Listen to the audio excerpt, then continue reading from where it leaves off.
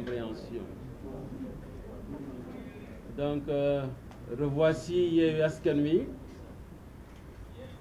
qui, pour la première fois après ces événements du début du mois de juin, va s'adresser à vous, à la communauté nationale et à la communauté internationale. Comme vous avez pu le constater hier, le gouvernement du Sénégal a cru devoir tenir ce que j'appellerais une farce de presse avec de nombreuses contre-vérités, des arguments qui, sur le plan scientifique, ne sont pas du tout solides. Et il est du devoir de Yewwi Askan Wi aujourd'hui de démonter tout cela de façon scientifique. Nous allons vous le démontrer tout à l'heure. On déclinera aussi un plan d'action que nous entendons mener. Mais auparavant, je voudrais présenter les excuses de la présidente Aïda Mbodj, qui devait être là et elle a des empêchements, et du président Ousmane Sonko, qui, comme vous le savez, fait l'objet d'un blocus illégal et injuste. Mais yooyu yëpp danañ ci dellusiwaat incha allah. Ni ñu koy doxalee nag tey damay jox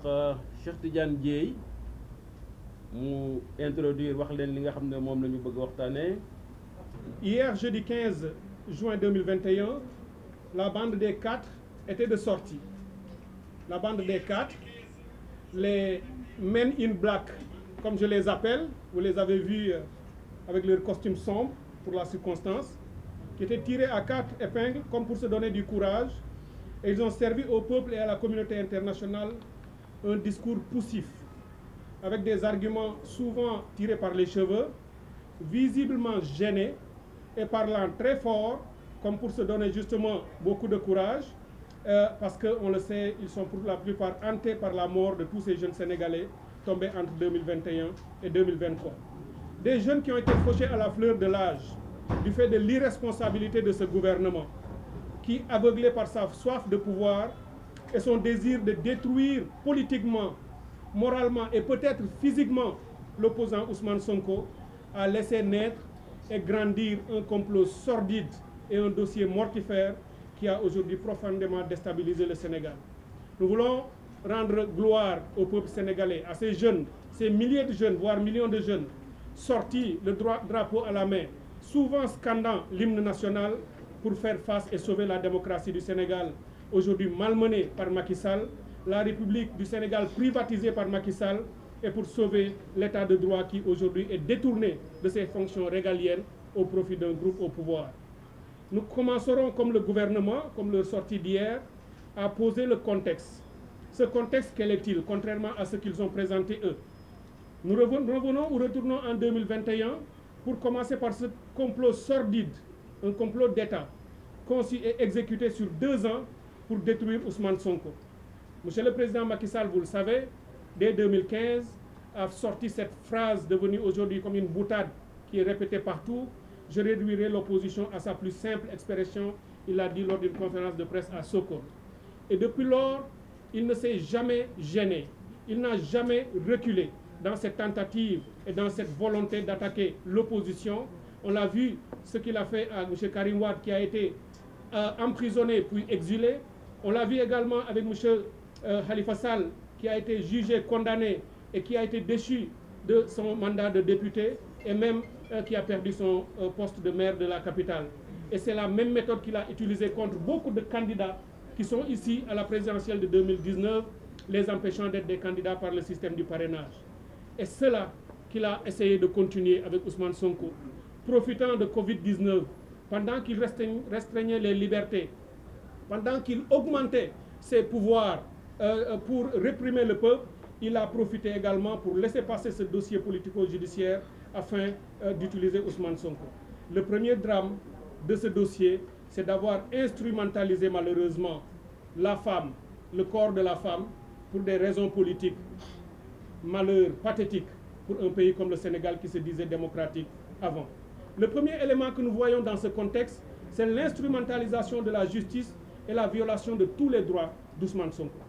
Ousmane Sonko n'a jamais été traité depuis le début comme un citoyen jouissant et bénéficiant de tous les droits constitutionnels comme n'importe quel autre. Dès le début, il a été agressé. On a ouvert une procédure judiciaire avec au début un contrôle judiciaire dont on connaît les tenants et les aboutissants, qui a débouché sur un renvoi à la chambre criminelle, également dans les conditions antidémocratiques et antidroits que l'on connaît, tout ça pour obtenir sa condamnation et l'empêcher d'être candidat en 2024. L'argument qui consistait à dire que Ousmane Sonko avait refusé de déférer aux convocations ne tient pas la route. Il le répète à satiété, disant qu'il y a eu de la violence. Au lieu d'aller répondre à la justice, il a préféré appeler à la résistance. Cela est absolument faux parce que les faits, bien au contraire, ne corroborent pas ou rejettent ces allégations. Ousmane Sonko n'a jamais refusé d'aller répondre au tribunal. La seule fois où il l'a fait sur le dossier de l'accusation pour diffamation, c'est parce qu'il était cloué dans un lit d'hôpital, sur un lit d'hôpital, parce qu'il a été agressé avant, il a été violenté et il risque même sa vie du fait de ces entrefaites-là. Donc ce qui s'est passé par la suite, on le sait, lors de son procès du 2 juin, on a vu à la chambre criminelle, les faits qui se sont succédés avant ce procès ont également montré tout l'arbitraire qui a été à la base de tout ce dossier, tout le scandale, le droit qui a été foulé aux pieds et qui a été bafoué, tout juste parce que le pouvoir cherchait vaille que vaille et coûte que coûte à le condamner pour l'empêcher d'être candidat. Non seulement on a violé les procédures régulières, mais également, même le jour du procès, on a fini par le condamner par un tribunal ou dans un procès auquel il n'a pas été convoqué. Il a prouvé qu'il n'a pas reçu la convocation lorsqu'il était à Ziguinchor. Quand on parle de convocation, on parle des procédures régulières de convocation. Il a été condamné par un procès dans lequel ses avocats n'ont pas eu la possibilité de plaider. Il a été convoqué dans un procès dans lequel il n'a jamais été poursuivi pour les faits sur lesquels finalement il a été condamné de délit de quelqu'un, en l'occurrence Ngagne Demba reviendra là-dessus, sur le délit pour lequel il a été condamné et qui n'a jamais été à la base du renvoi de la chambre d'accusation. Donc, aujourd'hui, Ousmane Sonko est chez lui, à la cité Keur Gorgui, en résidence surveillée, sans mandat légal.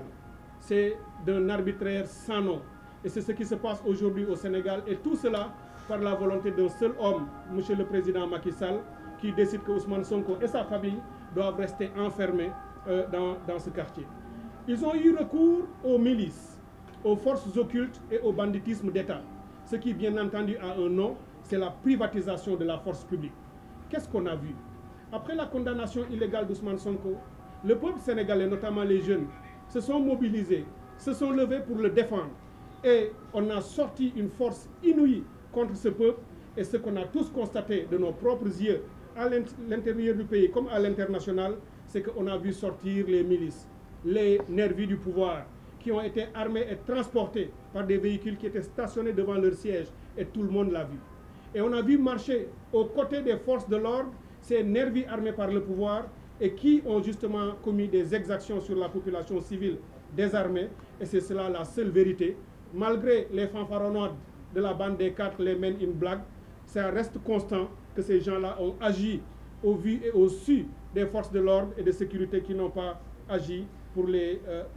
neutraliser afin qu'ils ne commettent pas leur forfait sur la population civile. Nous avons également eu droit à un discours mensonger sur la déstabilisation extérieure du Sénégal par des forces qui viendraient de l'extérieur. On a voulu faire croire que ceux qui manifestaient dans la rue n'étaient pas des Sénégalais, c'était des forces occultes qui seraient venues de l'extérieur. Et ce discours est dangereux. Il est dangereux parce qu'aujourd'hui, on arrête des jeunes, notamment beaucoup qui sont venus de la Casamance, pour manifester à Dakar, étant Sénégalais et ayant le droit d'aller où ils veulent dans leur pays pour manifester. Aujourd'hui, on considère que ceux qui seraient venus de Casamance pourraient être des rebelles qui seraient venus pour commettre des forfaits ce discours ne tient pas et il n'est pas bon pour la République et pour la stabilité de notre pays. Et ce type de discours, parce qu'eux-mêmes, ils auraient pu avoir instrumentalisé leur nervis, ils auraient pu avoir manipulé leur nervis, leur mettant peut-être des cagoules, certains même étaient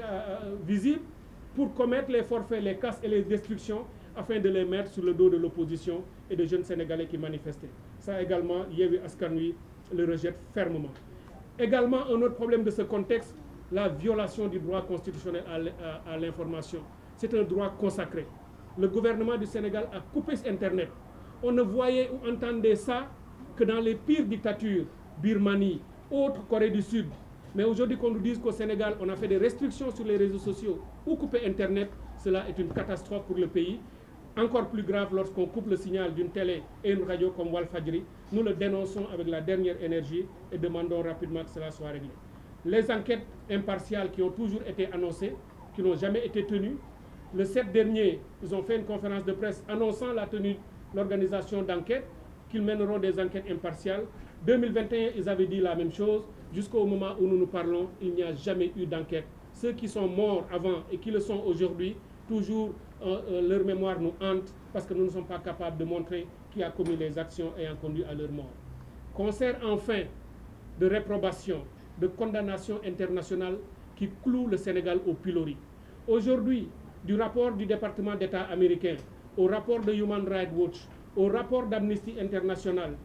à l'article de New York Times, à l'article du journal Le Monde, et tout ce qui a été montré jusqu'en Australie, sans parler du rapport des droits de l'homme des Nations Unies, du commissariat et d'autres, a cloué le Sénégal au pilori, disant que le Sénégal a régressé démocratiquement du fait de la présidence et de la gouvernance de Macky Sall. En conclusion, nous voulons rappeler à ce gouvernement qui, dans sa sortie, disait que le gouvernement ne ménagera aucun effort pour assurer la sécurité des Sénégalais et assurer la paix. Nous leur disons que la meilleure façon d'assurer la paix, de protéger la nation, la République et la démocratie, c'est pour eux d'agir dans le cadre strict de la Constitution et des lois. Parce que s'ils ne le font pas, c'est eux qui créent les germes de la violence et de la destruction. Donc, Macky Sall et son gouvernement sont les seuls et uniques responsables de ce qui s'est passé de 2021 à maintenant, et de cela qu'ils répondront devant les juridictions nationales et internationales demain, après-demain ou plus tard, mais un jour viendra où ils rendront compte. Merci beaucoup. J'aimerais à l'entame de mon propos adresser mes sincères condoléances au nom du président Ousmane Sonko au peuple sénégalais qui est endeuillé dans son entièreté, parce que c'est un peuple uni et indivisible, en raison de cet épisode tragique par des tueries en masse, mais par des crimes en cascade. Par la suite, je voulais aussi m'associer au message de Cheikh Tidiane Dièye, au message de compassion, pour manifester notre désarroi à la suite des dégâts matériels, des dégâts qui sont énormes à raison d'un gouvernement irresponsable qui décide de maintenir ce pays en tension, mais en raison aussi des nombreuses blessures suite à des cas de torture manifestes au sein des commissariats de police et des brigades de la gendarmerie, confortés, aidés et renforcés, assistés par des milices et des nervis. Ginnaaw loolu nag bëggoon naa accès sama intervention ci ñaari wàll. Premier wàll bi mooy li jëm ci justice, muy dossier bi nga xam ne lu ëpp ñaari at, parce que mars 2021 la tàmbale woon, tey ñu ngi ci juin 2023, moo tenir en haleine le débat public, mais moo tere Sénégal ñëpp kenn mënu am jàmm. Bu weesoo loolu nag dinaa revenir ci ay éléments de réponse par rapport ak plainte bi nga xam ne sénégalais yi ñoo décidé, ay autorités yoo xam ne dafa am lu ñu comporté woo, ñu dénk leen doole, ñu jël doole boobu di ñu ci rey, di ñu ci torturer, di ñu ci mbugal, di ñu ci tëj, ñu décidé saisir la Cour pénale internationale qui a une compétence universelle. En ce qui concerne le dossier judiciaire nga xam ne moo frappé Sénégal depuis mars 2021, démb dañu gis koo xam ne moo censé woon garder les sceaux qui sont les symboles de la République, le ministre de la Justice. Tàmm nañu ci moom mu nekk avec une mauvaise foi boo xam ne elle est manifeste, elle est expresse, jéem a manipuler l'opinion nationale et internationale. Mais boobu amoon na limite parce que da doon jël loi bi di ko interpréter à sa guise et selon la commande du chef. Mais cette fois-ci dafa atteindre beneen niveau boo xamante ne yegg na ci paroxysme bi maanaam ci ñomboxtal bi mooy lan premièrement da ngay dugg ci loo xam ne nekkatul sa prérogative parce que ministre de la justice bi ñu la nommé dafa am décret boo xam ne mars 2023 la boo xam ni moo organisé ministère de la justice wax la yow lan mooy say attribution ministre de la justice nekkul mooy wax magistrat yi li ñu war a àtte ak li ñu war a àtte nekkul moom mooy commenter une décision de justice même su fekkee une décision définitive la parce que su boobaa dafay immixé wu en tant que kuy représenter la chancellerie bokk ci exécutif bi di dugg ci pouvoir judiciaire mais li pire mooy décision boo xam ne elle n'est pas encore définitive parce qu'il y a des appels la partie civile a fait appel Ndeye Khady Ndiaye l'une des co-accusées a fait appel donc c'est une décision pendante yow nga ne da ngay commenter décision di wax fan lañ ko teg donc loolu day influencer la juridiction d'appel li pire nag mooy nee na dafay dugg ci esprit wu juge bi maanaam moom mooy wax juge boo xam ne àtte na ba pare mais ba léegi décision bi disponible gul te décision nag ñetti wàll la qualité bi nga xam ne greffier bi moo koy def wax ñan ñoo àtte mbir mi composition tribunal bi nan la demee identité wu partie ak seeni avocat ak kañ nañ saisir juge bi ak fan lañ jaar su paree juge bi daal di def motif maanaam fan la teg décision am après mu indi dispositif li génn keroog dispositif la c'est un prononcé ne lii la ñu àtte mais juge bi tant que génneegul décision bi cour d'appel mënagul statuer moo tax même kuy def appel bu demoon def ko ci cour d'appel greffier bu cour d'appel dafay demander greffier bu nekk ci tribunal de grande instance ne ko indil ma décision bi avocat yi su ñuy plaider en appel procureur buy def réquisitoire en appel moom procureur général lépp ci décision bu nañ koy basé donc ki nga xam ne nag moom moo rendre décision bi waxagul fan la ko teg ministre bi génn ne moom mooy wax sénégalais yi décision bi fan lañ ko teg ma koy laaj nag est-ce que loolu tekkiwul ne décision bi décision wam la et que juge bi dafa ñëw rek lire ko su fekkee loolu la na am courage wax ko sénégalais yi bi ci tegu mooy deuxième niveau bi nag mooy wax loolu wàllum waxut mais inventer ay décisions de justice te dinaa ci revenir benn par benn dañu ko dégg mu ni ci ordonnance de renvoi bi nga xam ne moom la doyen des juges jël pour renvoyer mbir mi devant la chambre criminelle muy ordonnance boo xam ne elle est inédite dans les annales judiciaires mu ne ci ordonnance bi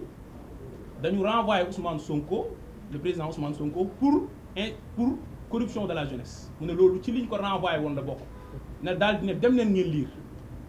waaw yéen ñii nag comme jàng ngeen am ngeen xel mën ngeen a lire gumba woo leen nañu ànd ñu liirandoo dispositif bu ordonnance bi vu l'article 175 du code de procédure pénale décernons ordonnance de prise de corps contre Ousmane Sonko et Ndeye Khady Ndiaye, ordonnons leur mise en accusation et leur renvoi devant le tribunal de grande instance de Dakar statuant en matière criminelle pour y être jugés conformément à la loi pour des chefs de viol et menaces de mort contre le premier, incitation à la débauche, diffusion d'images contraires aux bonnes mœurs et complicité de viol contre la deuxième, fait en notre cabinet à Dakar le 17 janvier 2023. fii da ngeen fay dégg corruption de la jeunesse kon nag de tailleur constitutionnel il est désormais passé à faussaire pénal. De tailleur constitutionnel il est devenu falsificateur d'une décision de justice parce que ça c'est une décision de justice et c'est très grave. ñu déggaat ko mu ni juge bi dafa disqualifier setalul Ousmane Sonko ci viol dafa disqualifier pour corruption de la jeunesse. D'abord man dinaa revenir ci disqualification boobu parce que ñun jàpp nañ ne c'est une hérésie.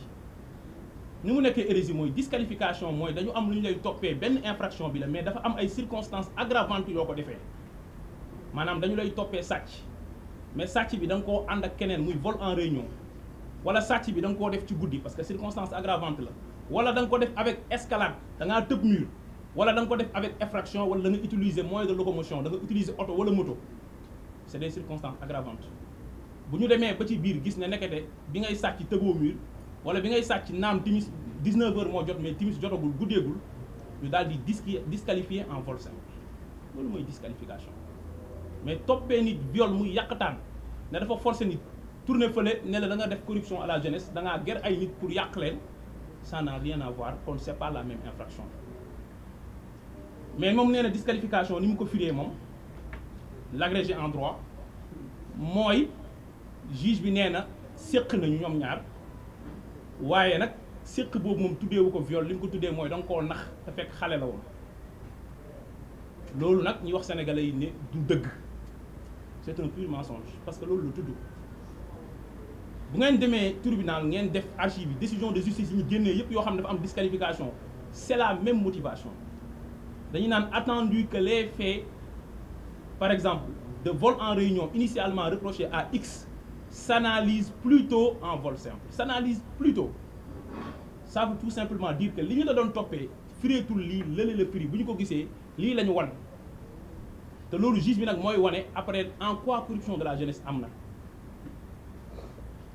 li tax signifié wul conjonction sexuelle maanaam ñaan ñi dañoo séq parce que dañuy leeral pour sénégalais yi dégg mooy dañuy dem liiraat parce que tey dañu bëgg lépp leer article 324 bu code pénal alinéa 2 sera puni aux peines prévues au présent article quiconque aura attenté aux mœurs en excitant, favorisant ou facilitant habituellement la débauche ou la corruption de la jeunesse de l'un ou de l'autre sexe en dessous de l'âge de 21 ans. Ça veut dire que atteinte aux mœurs mooy délit bi mais soo defee atteinte aux mœurs da nga ko def soit da ngaa favoriser wala nga exciter wala nga faciliter débauche muy benn wala nga corrompre jeunesse bi donc le délit corruption de la jeunesse mënul nekk infraction autonome moo tax décision de justice bi jàppee leen ko benn torchon boo xam ne nit ñi ci poubelle lañ koy sànni parce que du infraction moyen la pour nga def benn infraction élément constitutif la kon nag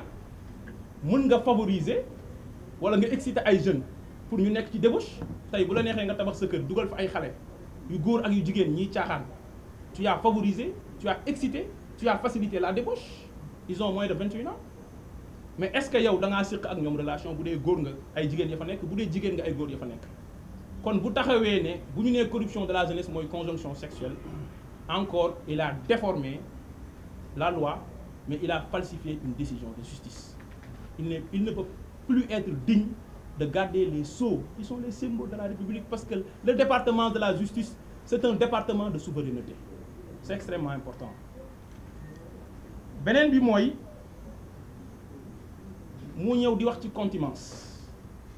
encore une fois waxaat loo xam ne képp ku koo xam ne jàng nga xam li yoon di doxee wala ngay sénégalais boo xam ne am nga xel di xalaat da nga war a rus ndax daf nii comme contumace la mun nañu dem jël ko à tout moment mais que président Ousmane Sonko bu ñu demee pour ñu jëli ko il faut que ñu notifier décision de justice bi il faut que ñu yëgal ko dinaa ñëw ci la moo tax mu bëgg yéexal boobu am mais balaa ma ciy ñëw damay wax ne loolu amut c'est simple notification boobu amut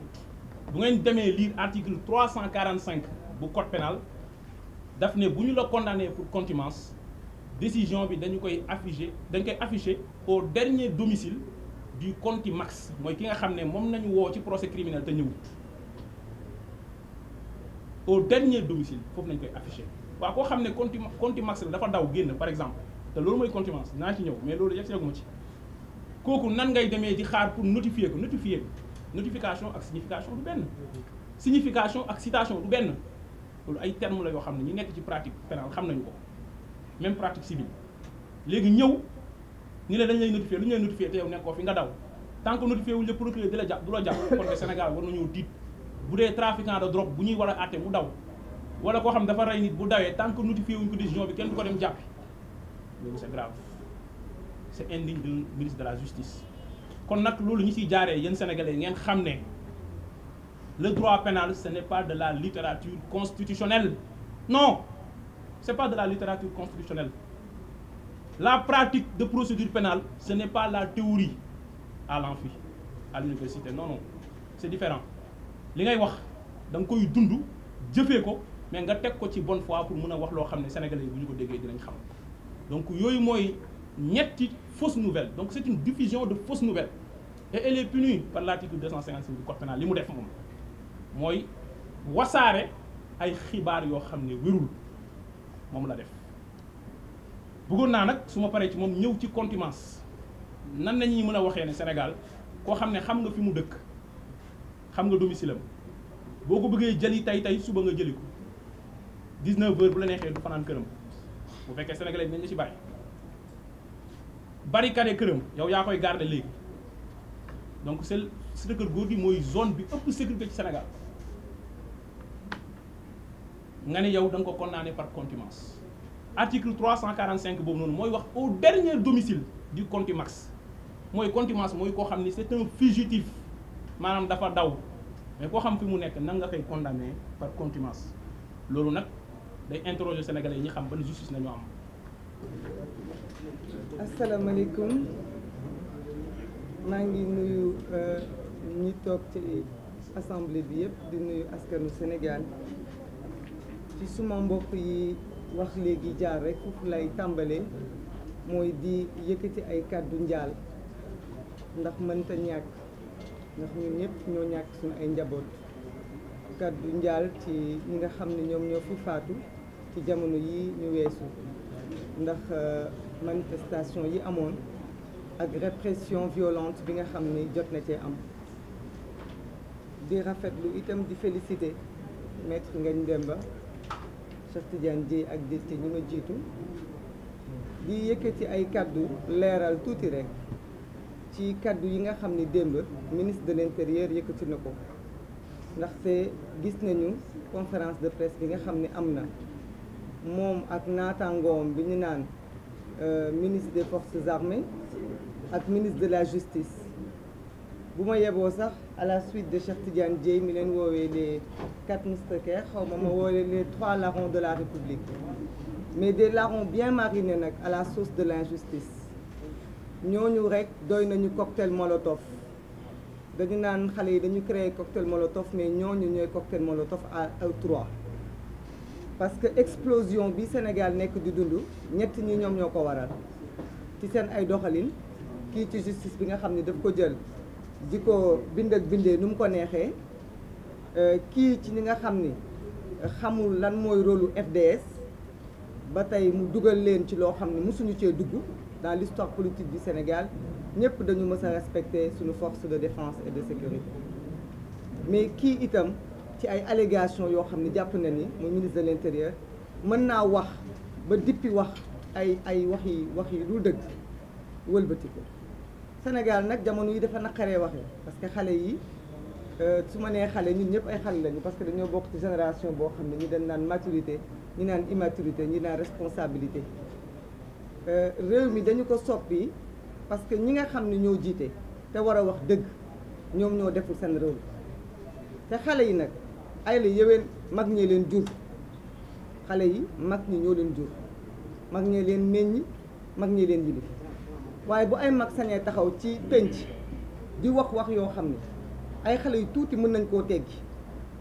ba ay kaddu yoo xam ne sax dem nañ ba am ay mafia kacc-kacc ndax loolu yëpp lu ko indi mooy ay mag yu dul wax dëgg ñàkk wax dëgg weesuwul nga projeté sa vidéo teg ko génne ci say élément ay sénégalais yu filmé vidéo boobu moo am organe bu tudd France 24 nga xam ni Sénégal taxu ko jóg dañu am benn émission spéciale boo xam ni fépp vidéo nekk ci àdduna bi ñoom dañ koy càmbar wax authenticité wala ou pas de la vidéo am na vidéo yoo xamante ne day yàgg nit ñi jël ko di ko utiliser ci ay contextes yu nouveau ñoom loolu mooy seen rubrique ñu won la ni vidéo boobu gis nañ ci loo xam ne la nga wax amul indi le complément de la vidéo amoo looy wax lu dul attention vidéo yooyu ay montage la ci penc mi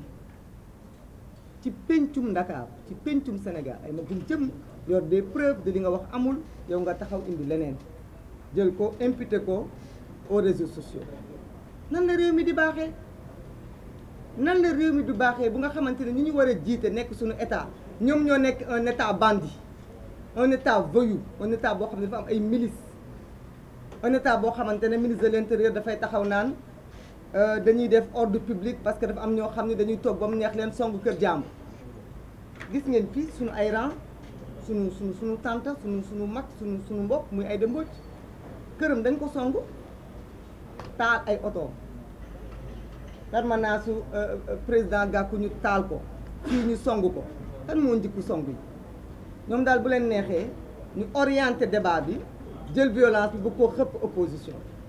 mais on ne parle pas quand c'est l'opposition qui subit les violences. fan la violence yooyu jóg li ñu leen laaj du loolu li ñu leen laaj dañ siy dellu si mooy nervi yi ñu gis ñuy wàcc ci pique bu policiers yi lan la ñu fay def kan moo leen embauché lan moo tax nervi yooyu pique bi ñu gis leen ñuy dugg biir APR lan moo tax ñu gis ay nervi ñuy tiire ci suñu ay doom ba ñu dee li ñu leen laaj dafa simple bu ñu mënul wax dëgg nañu rangé wu ñu toog mais mënuñu taxaw di ñu wax loo xam ne du dëgg suba ba ngoon penc mi su yàqoo société bi su nasaxee ay mag yu taxaw ëllëg démb daan nañ jàpp ni nit ñi yeewuñu parce que dañ daan ñëw rek wax nit ñi kenn du xam mais léegi lu la waaye wax da nga jël sa téléphone nga tapé ko Google tontu la lu nit xamul sax Google mën na la koo wax c'est l'ère numérique loolu nag da leen a xaw a dépassé. Ils ont un réel problème avec les réseaux sociaux parce que am na ko fi wax léegi dañoo museler la presse ñu ngi leen di mastaw di leen jaajëfal li tax ñu leen di jaajëfal mooy ñu bare ci yéen am na vidéo yuy génn yéen a ko filmer en réalité malgré que bàyyi ñu leen ñu di nga def seen liggéey da ngeen ko amul fu ngeen ko diffuser parce que bu ngeen ko diffuser ci télé ñu couper signal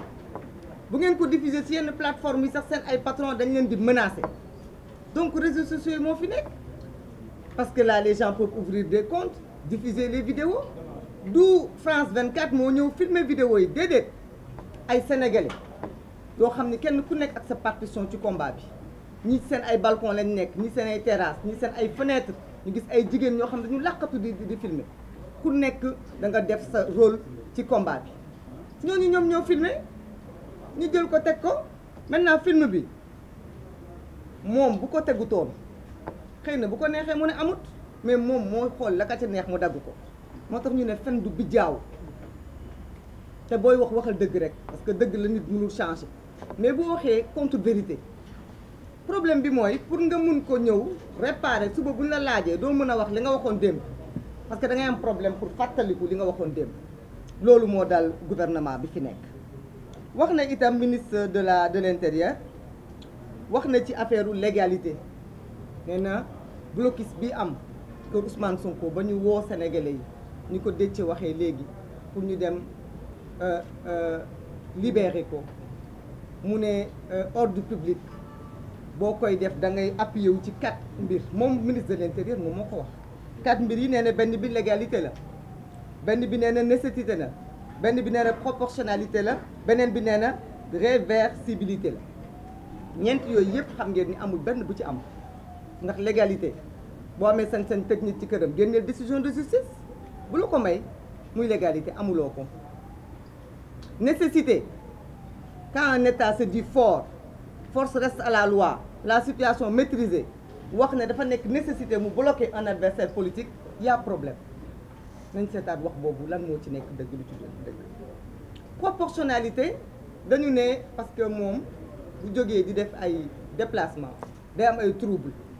loolu moo waral ñu war ko apposer cette violence là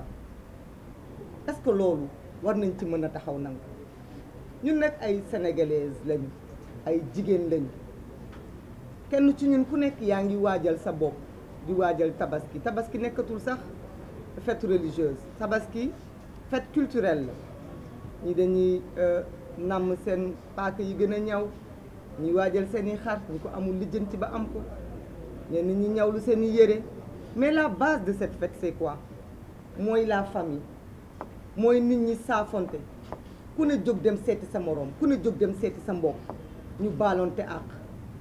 ñu jël koo xam ni maire de ville la maire de Ziguinchor moom ay responsabilité Ziguinchor heure bii waa Ziguinchor di ko xaar pour mu yëkkati budget mairie bi xool ay aide fay famille yu mu war a jàppale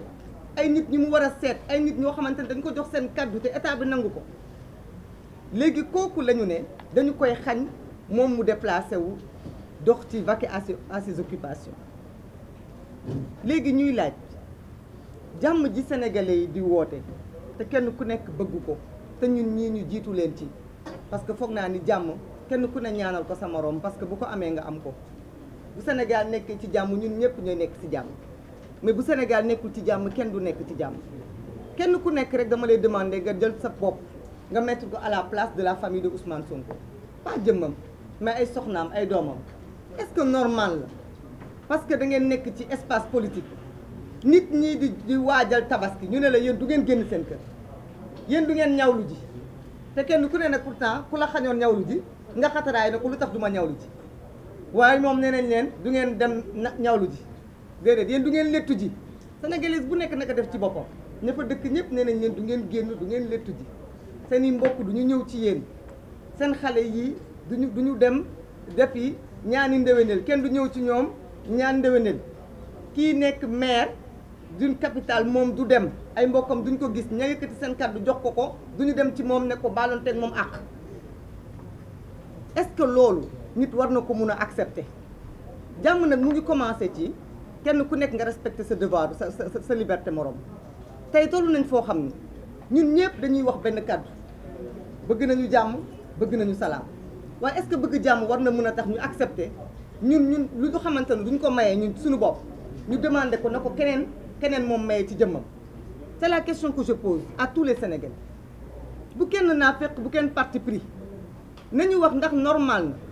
kenn ku ne boo yeewoo nga dem juma julli ji sol sa ñaari abdu wala sa ñetti abdu julli kàbbar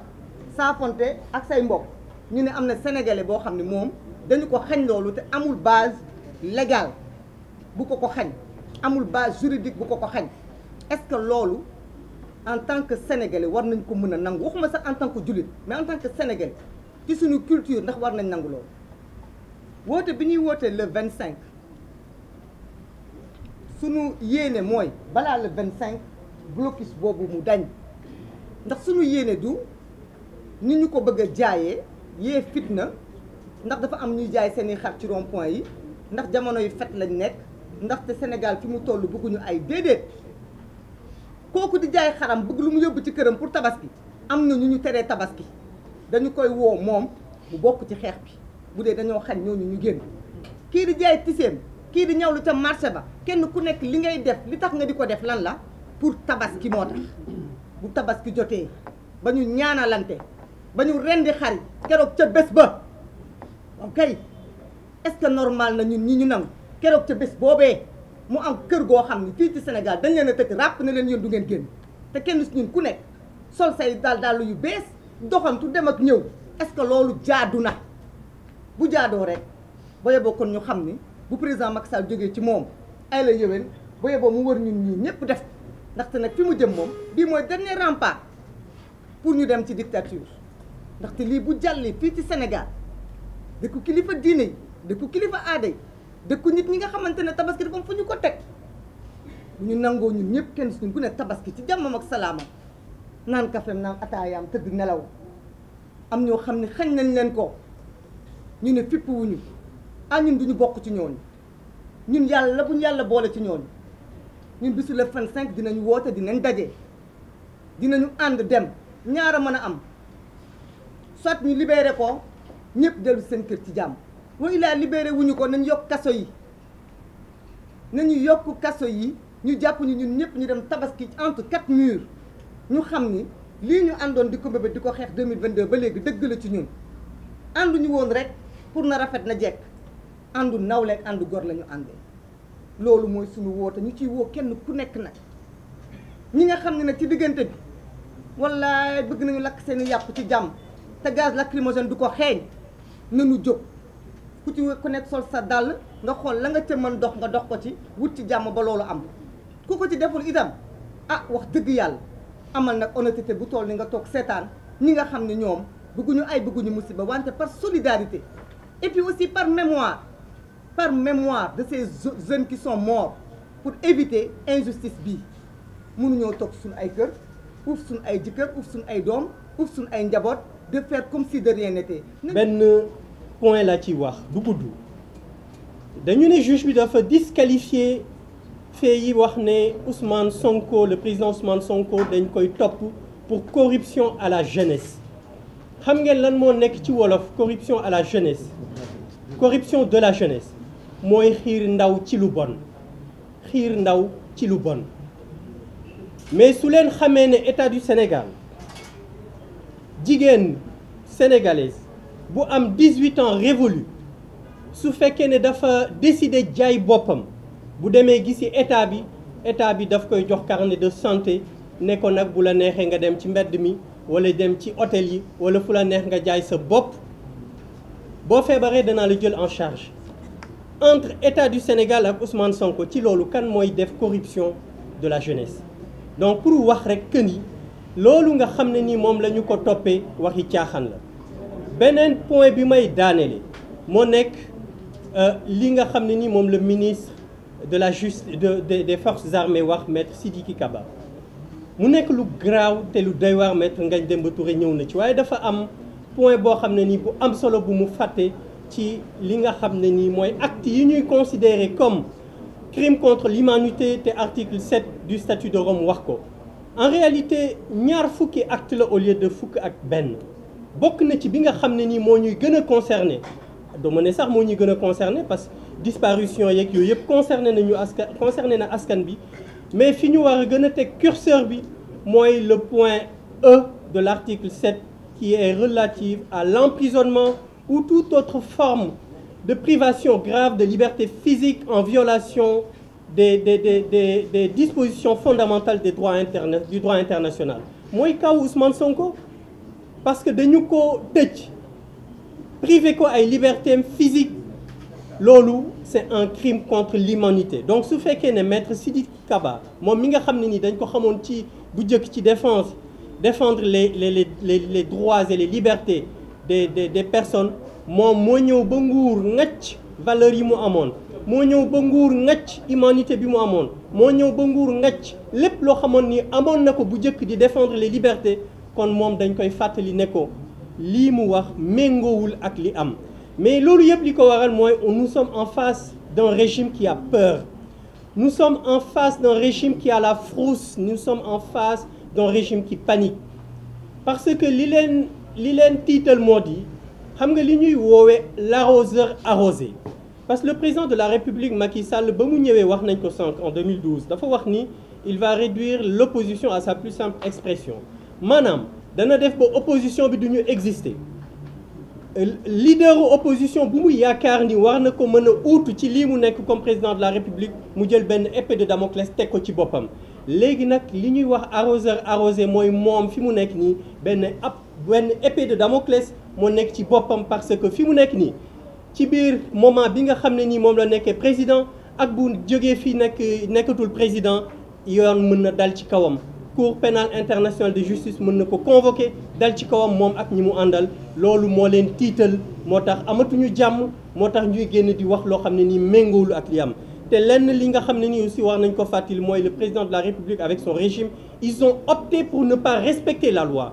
ils ont opté pour instaurer la violence ils ont opté pour